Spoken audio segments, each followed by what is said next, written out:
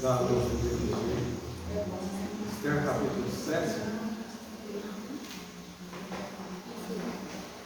dando continuidade aos estudos da palavra do Senhor.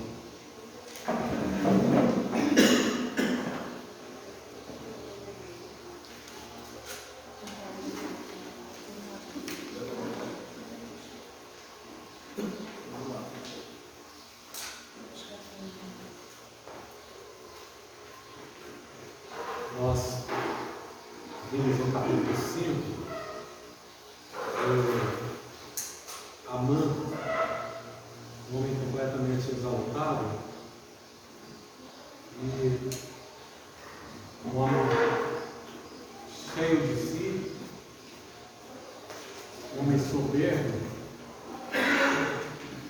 um homem que ele tinha toda a certeza de que ele seria próspero em tudo, que o seu poder jamais seria atingido. E quando nós olhamos aqui para o capítulo 6, nós já vemos um homem cabisbaixo, um homem humilhado, porque a palavra do Senhor diz que todos aqueles que se exaltam, eles serão humilhados. E a trajetória desse homem foi uma trajetória muito triste, porque o que importa é como se termina. Muito melhor a forma como se termina do que como se começa.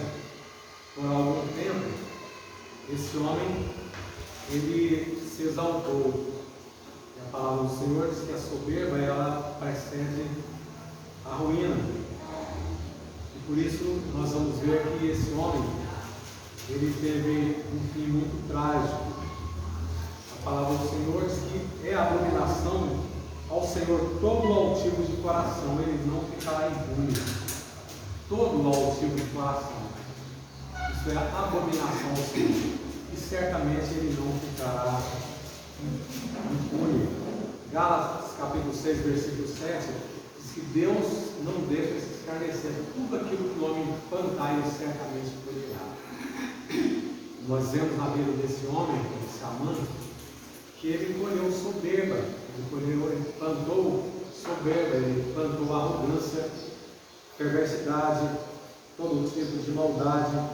E esse homem, ele vai descobrir da forma assim mais terrível que isso não valeu a pena, isso não começou para a sua vida. Então, nós olhamos para a palavra do Senhor, o apóstolo Paulo diz lá em 1 Coríntios capítulo 15, versículo 10, eu sou o que sou é pela graça de Deus. Pela graça de Deus. Ele diz, eu não merecia sequer ser apóstolo. Nós vemos a humildade desse homem, ele acreditando tudo isso a Deus. E o orgulho de Amã conduziu ele à tragédia, conduziu ele à morte. São esses versículos que nós estávamos diminuindo. Ele achava que Mardoqueu tinha que se prostrar diante dele. Ele não podia viver sem aquela referência. O apóstolo Paulo ele diz: cada um considere os outros superiores a si mesmo. Muitas vezes nós temos essa dificuldade. Sempre nós vivemos um sentimento de que nós somos os merecedores, que as outras pessoas não merecem, mas nós somos merecedores de tudo. O que a palavra de Deus nos ensina é que nós devemos considerar cada um como sendo os nossos superiores e não atentar propriamente daquilo que é nosso. Não atente cada um para o que é propriamente seu, mas cada qual também para o que é dos outros, para a situação dos outros.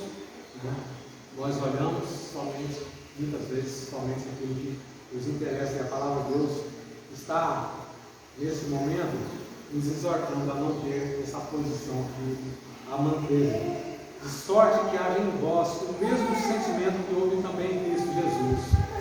Qual foi o sentimento que houve em Cristo Jesus? Que sendo em forma de Deus, não teve por usurpação ser igual a Deus. Jesus que era Deus. Mas como ele viveu aqui na terra? Numa condição totalmente humilde, Muitas vezes, uma certa ocasião, alguém disse para Jesus: olha, eu te seguirei. Ele falou: olha, talvez não seja tão importante você me seguir, porque a raposa, ela tem os seus covis, os passarinhos têm os seus ninhos, mas o filho do homem não tem sequer aonde reclinar a cabeça. Assim foi a trajetória de Jesus aqui na terra.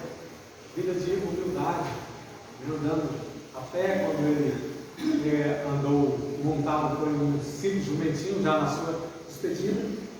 E a palavra de Deus nos ensina que nós temos que ser igual a Jesus Cristo, ele sendo Deus, mas ele não usurpou essa condição, mas a condição dele foi de humildade, mas esvaziou-se a si mesmo, tomando a forma de servo, fazendo-se semelhante aos homens. Deus fez-se semelhante aos homens, e achando na forma de homem, humilhou-se a si mesmo, sendo obediente até a morte e morte de cruz. Por isso também Deus o exaltou soberanamente, ele deu um nome que é sobre todo nome. E Jesus também disse: aprendei de mim, que eu sou manso e humilde de coração. Nós vamos aprender na vida dessa mulher, dessa jovem, dessa judia, que ela foi uma pessoa humilde. Mesmo ela estando ali naquele palácio, ela não supôs ser uma rainha. Então, para assim, não, eu sou a rainha, eu não tenho nada a ver com o que vai acontecer com esse povo, mas ela se preocupou com o povo. Nós falamos anteriormente que no capítulo 5, a mulher de Amã e os seus amigos, diante da situação que eles estavam vivendo, a sua glória, de toda a sua glória que eles estavam vivendo, ele disse que tinha um problema. Qual o problema dele? É quando ele passava na porta do palácio e ali estava aquele judeu marroquino, estava ali na porta, e quando ele levantava, quando ele passava, aquele judeu ele não se prostrava, ele não se ajoelhava, não se dobrava diante dele. E ele, aconselhado pelos seus amigos e pela sua esposa, dizendo: olha, isso aí não é problema, isso é um problema muito fácil de resolver. Faz uma forca,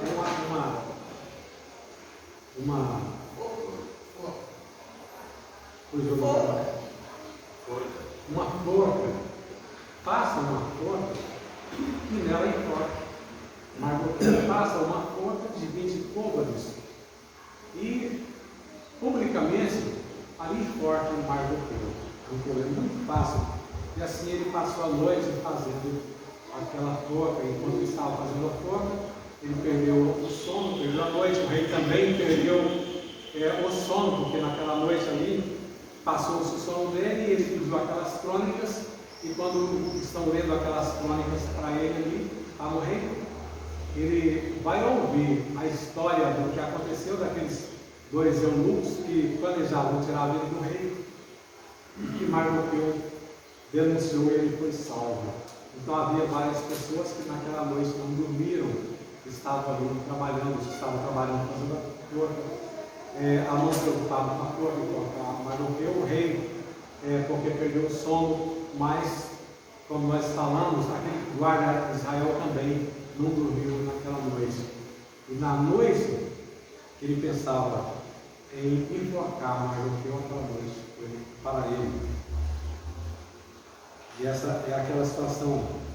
E quando termina o capítulo 6, está dizendo que ele estava na casa dele, depois daquela grande humilhação que ele passa, ele teve que puxar aquele cavalo com Mardoqueu vestido ali com as vestes reais, com a coroa do rei, montado no cavalo do rei.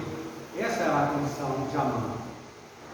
Para ele era tudo. Ele queria o quê? Ele queria o cavalo do rei para ele andar montado no cavalo do rei. Ele queria as vestes do rei para ele vestir as vestes do rei. Ele queria a coroa do rei para que ele pudesse colocar a coroa do rei. Era tudo o que ele queria. Mas naquele dia, ele saiu puxando Mardoqueu com o cavalo do rei. Mardoqueu vestido ali com as vestes reais, com a coroa do rei, montado no cavalo real. Essa foi a situação daquele homem. E quando ele volta para sua casa, está no final do capítulo 6, Ele volta para sua casa totalmente envergonhado, humilhado. A sua mulher e os seus amigos dizem para ele: olha, depois que ele conta, se você começou a cair diante desse judeu, você certamente terá uma queda total, porque diante dele você não poderá resistir. Porque aquele povo sabia quem era o povo judeu, porque eles serviam a um Deus verdadeiro. E o versículo capítulo 7 começa dizendo, vamos retroagir ao último versículo do capítulo 6, e diz: estando eles ainda falando com ele, chegaram os eunucos do rei e se apressaram a levar Amã ao banquete que Ester preparara. Ele não estava entendendo nada do que estava acontecendo. Ele havia puxado Mardoqueu durante toda a cidade, gritando: assim se faz ao homem a quem o rei quer levar. Ele vai para sua casa todo abatido, todo envergonhado, e agora o rei mandou que os seus servos fossem buscá-lo para que ele participasse de um banquete ali com a rainha. Ele está flutuando, não entende nada do que está passando, e certamente ele vai para esse jantar numa situação de muito abatimento. O versículo 1 diz: vindo pois o rei com Amã para beber com a rainha Ester, e disse outra vez o rei a Ester no segundo dia do banquete do vinho: qual é a tua pensão, rainha Ester? E se te dará. E qual é o teu requerimento? Até a metade do reino se te dará. Quando nós analisamos quem era esse rei Assuero, ele era um homem perverso, ele era um homem cruel. Lá no capítulo 1, o que ele fez? Ele demitiu a rainha principal porque ela desobedeceu a ordem dele. Ele não pensou duas vezes, ele demitiu a rainha Ester. Vasti. Ele demitiu porque ela a desobedeceu. E nesse inteirinho, entre o capítulo 1 e o capítulo 3, final do capítulo 2, houve uma guerra. Nós falamos no capítulo 2 que toda aquela preparação, aqueles 180 dias de festividade, ele estava preparando o povo dele para quê? Ele chama todos os seus súditos, os reis, para aquelas províncias,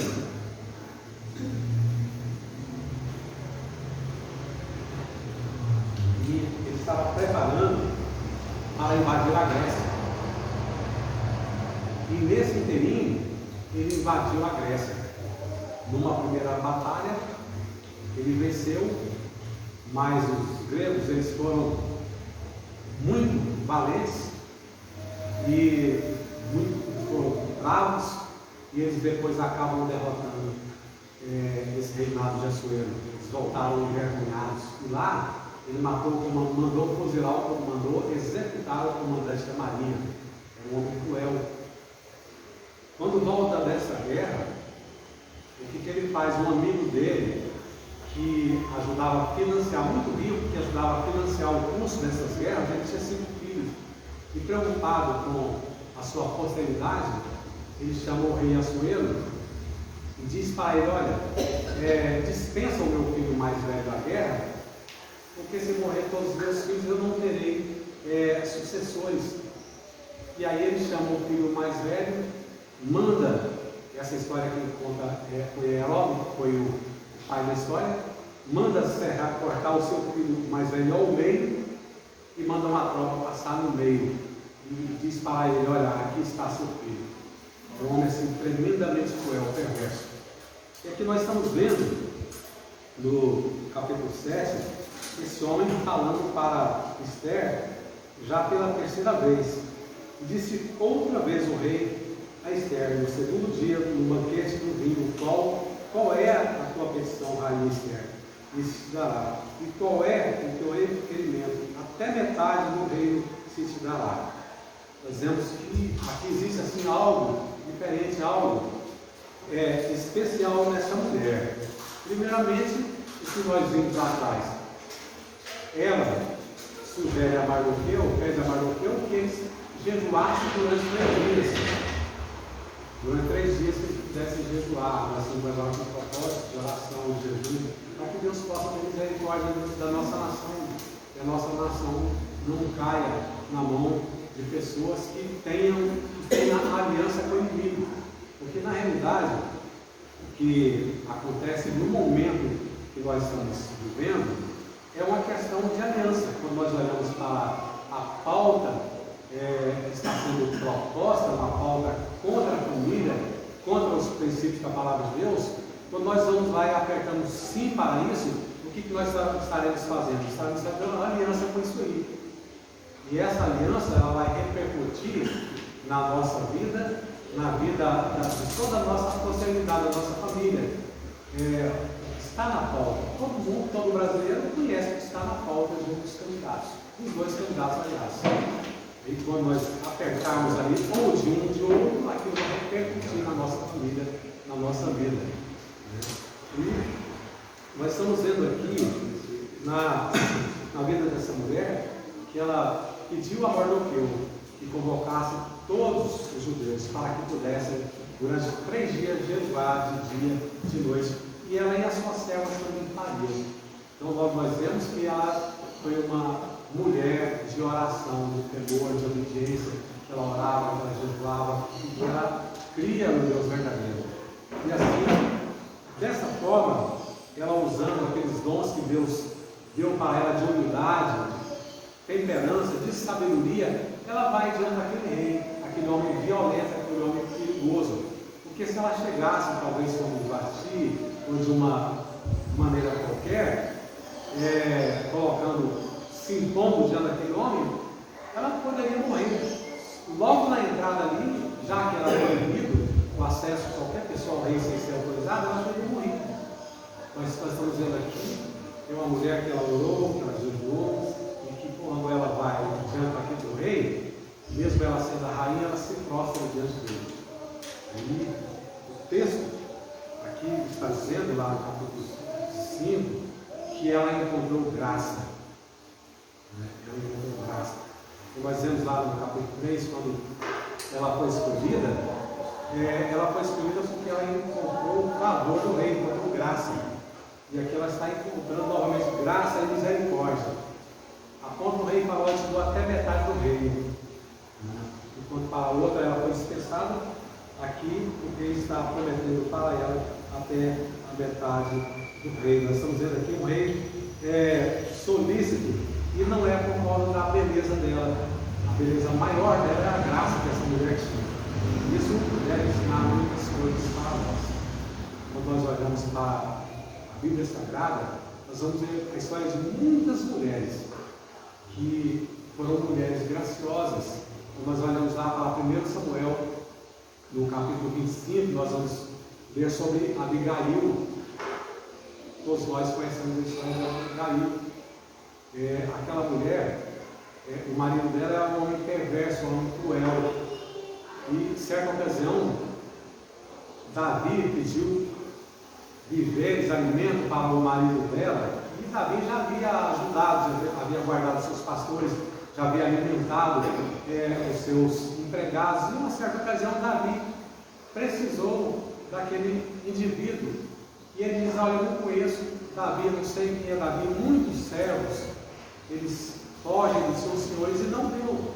E Davi, diante daquela ingratidão, ele diz para os seus servos, seus soldados, olha, me faça Deus outro tanto, se amanhã é essa hora, se eu deixar sobrar na família daquele indivíduo, sequer uma criança ou um animal do sexo masculino. E aí Davi, ele coloca 400 soldados, arma os 400 soldados, e ele vai até o encontro daquele homem. E alguém avisa para Abigail. E Abigail, ela sabendo disso aí, ela pega ali os jumentos, ela pega ali 200 pães, mais mel, mais azeite, mais frutos, e vai ao encontro de Davi. Quando ela encontra Davi, ela se ajoelha diante de Davi, e ela prostra, ela pede perdão, ela perdoa os pecados da serva. Davi diz para ela, olha, Deus te usou, porque amanhã a essa hora não tinha ninguém da casa do seu marido. E muitas outras pessoas Deus usou. Está lá no livro 2 Samuel, capítulo 25, falando de uma mulher, que não fala nem o nome dela. Mas quando Joabe foi naquela cidade para destruir aquela cidade, porque o homem que havia se levantado contra Davi fugiu para ali, e ali fechava aquelas portas daquela cidade, e aquela tropa chega ali e começa a balançar aqueles muros. E ali sai uma mulher e grita para Joabe: eu posso falar com você, Joabe? Ele pode. Fala: eu sou uma das pacíficas de Israel. Em vez de Davi, não falou o nome. Eu sou uma das pacíficas dessa cidade. E quando começa a falar, aquela mulher começa a falar, expor: olha, aqui é uma cidade mãe. Essa cidade é uma cidade mãe de Israel que você procura destruir. E aí Joabe diz: não, longe de mim tal coisa. O meu problema é com esse homem. E aí ela diz: não, espera um pouco, nós vamos arrancar a cabeça desse homem e vamos jogar ele fora. E assim apartou a ira de Joabe. E muitas outras ocasiões nós vamos ver na Bíblia Sagrada a história de pessoas sábias, como Esther, que está sendo usado aqui para salvar um povo, uma nação. Essa mulher era uma mulher serva, a mulher que tinha tudo para que não chegasse onde ela chegou, para não agir como ela agiu. Primeiro, porque ela não tinha pai, ela não tinha mãe. E lá em Deuteronômio fala que daqueles que obedecem ao Senhor, o Senhor tinha compromisso com eles até a terceira e a quarta geração. Ela podia pensar: olha, a minha família, meu pai e minha mãe, eles eram amaldiçoados, porque eu não tenho pai e eu não tenho mãe. Mas a situação delas passou a ser completamente diferente. Ela olhou para a situação e, quando ela deixa de olhar para os seus problemas, como ela disse, está no capítulo 4, ela falou para Mardoqueu: olha, eu não posso ir diante do rei, porque tem 30 dias que o rei não me chama. E qualquer pessoa que entrar diante do rei sem ser chamada, essa pessoa morre. Ela estava olhando para as suas circunstâncias. Mas quando ela é orientada pelo seu primo Mardoqueu, ela deixa de olhar para a sua situação e ela olha para o seu chamado. Quando Mardoqueu diz: olha, se você não quiser, salvação virá de outro lugar. Deus vai levantar alguém para que possa ser instrumento no seu lugar. E ela reflete na situação e ela resolve atender esse chamado. E quando ela atende esse chamado, ela sendo uma judia serva, ela jamais imaginou que ela teria um papel tão importante na história da redenção. A história da redenção passaria pela vida dela, porque ela atendeu o chamado. Ela foi uma pessoa obediente ao Senhor. Então respondeu a rainha Esther e disse: se, ó rei, achei graça aos teus olhos, e se bem parecer ao rei, dê-se-lhe a minha vida como minha petição, e o meu povo como meu requerimento. Interessante que essa mulher, ela havia até então acobertado a descendência dela. Mardoqueu tinha dito para ela que ela não poderia jamais falar que ela era uma judia, que ela era uma serva. Lá atrás, o que Mardoqueu falou para ela: existe um povo aqui no teu reinado, que esse povo, eles são completamente diferentes dos demais. Eles seguem as suas próprias leis, eles não seguem a lei do teu reino. Então esse povo, eles não podem viver, eles não merecem morrer. Esse povo tem que ser morto. E aqui, essa rainha Esther, ela está dizendo: se eu achei graça aos teus olhos, que humildade dessa mulher. Se, ó rei, achei graças aos teus olhos, se bem parecer ao rei, se bem parecer, mesmo que ele havia prometido a metade do reino, se bem parecer ao rei, se for da tua vontade, se o Senhor tiver misericórdia de mim, desse minha vida como minha petição. Isso aqui para o rei foi uma coisa assim tremenda, porque ela a princípio não está falando do seu povo. Ela chega para o rei e fala: eu vou morrer, eu estou condenada à morte. A rainha dizendo para o rei: existe uma condenação de morte. O rei está assustado porque ele foi enrolado, ele foi envolvido por a mãe e não está sabendo do que está passando com a mulher dele.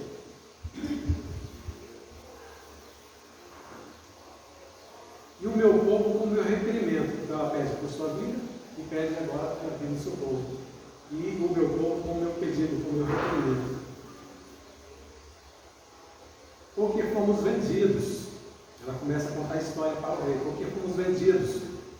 E eu, primeiramente ela falando dela, a rainha do meu povo, para os destruírem, matarem e aniquilarem de vez, se ainda por servos e por servas nos vendessem, calar-me-ia, ainda que o opressor não poderia ter compensado a perda do rei.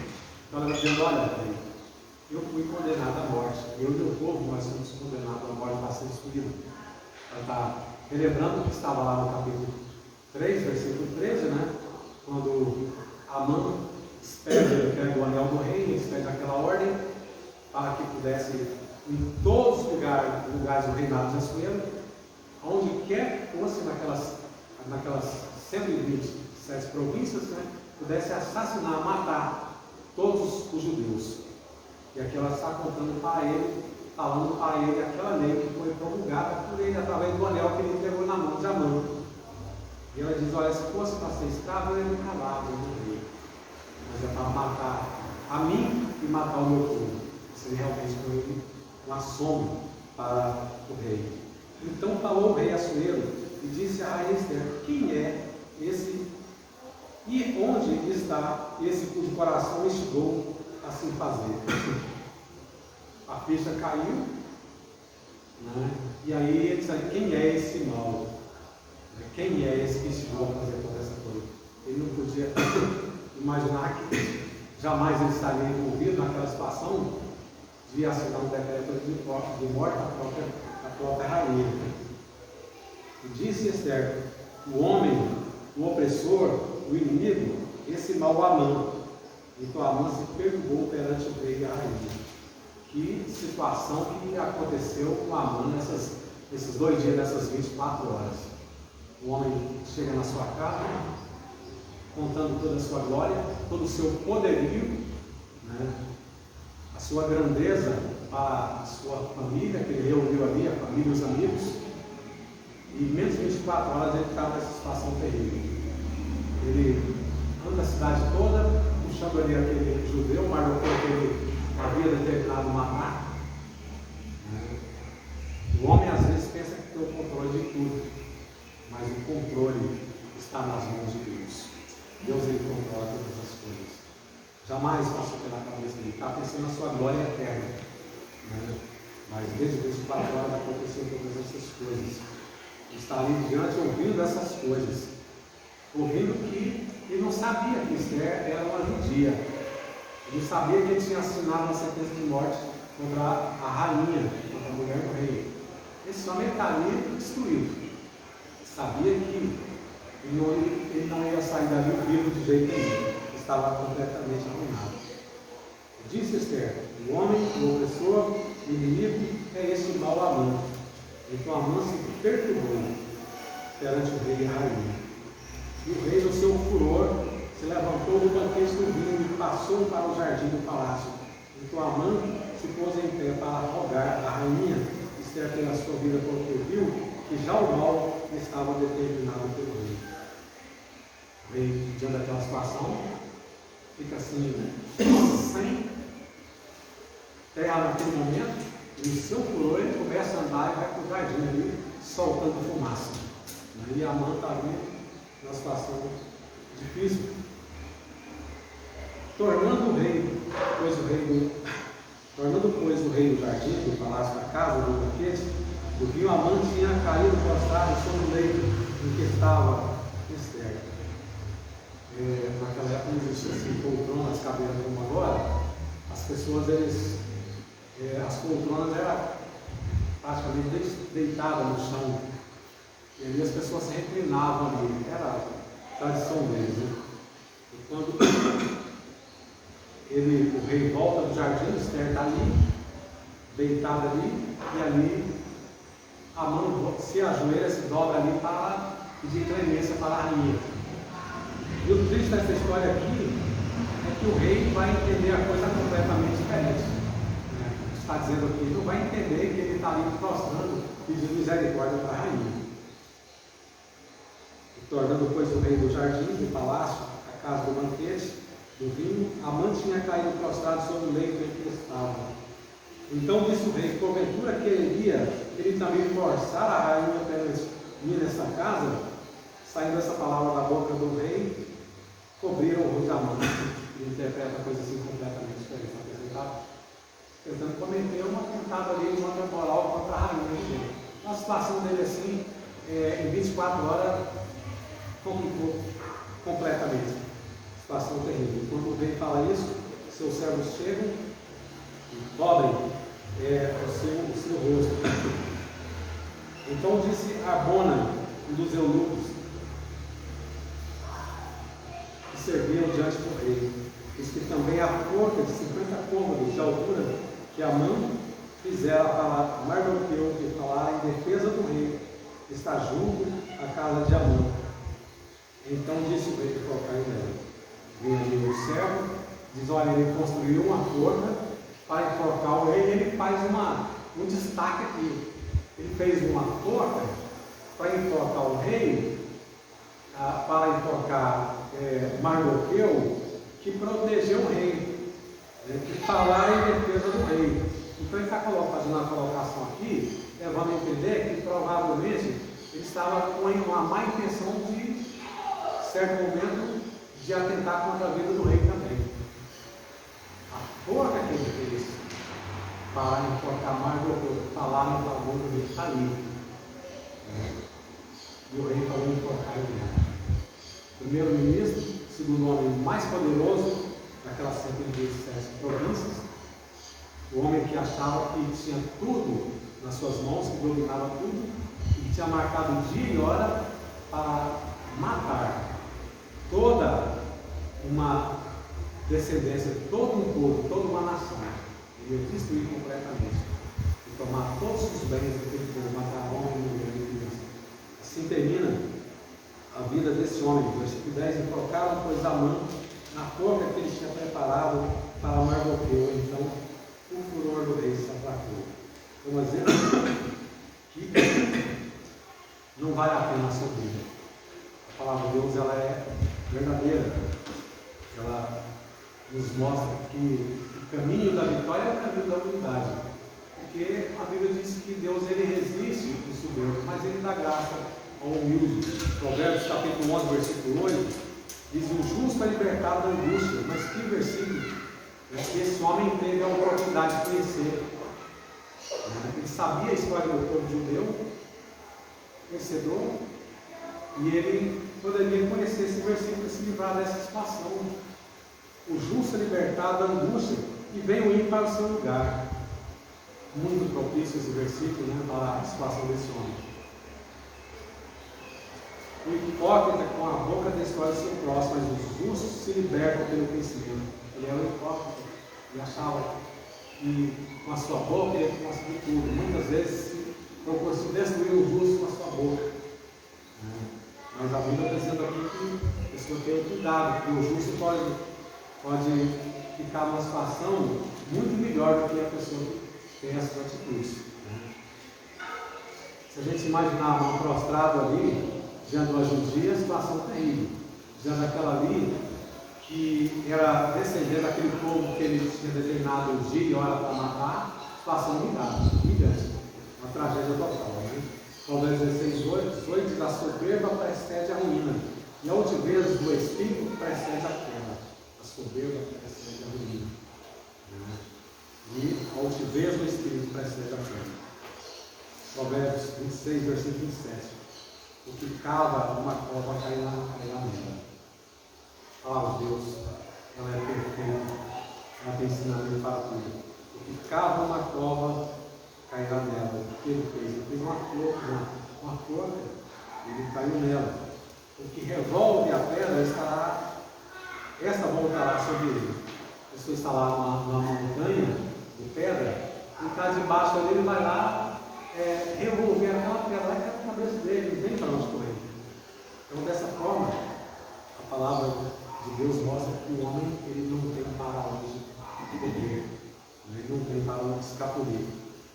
Versículo 7: a língua falsa odeia aos que ela fere, e a boca de nojeira provoca a ruína. Esther, ela cumpriu o propósito de Deus para a sua vida.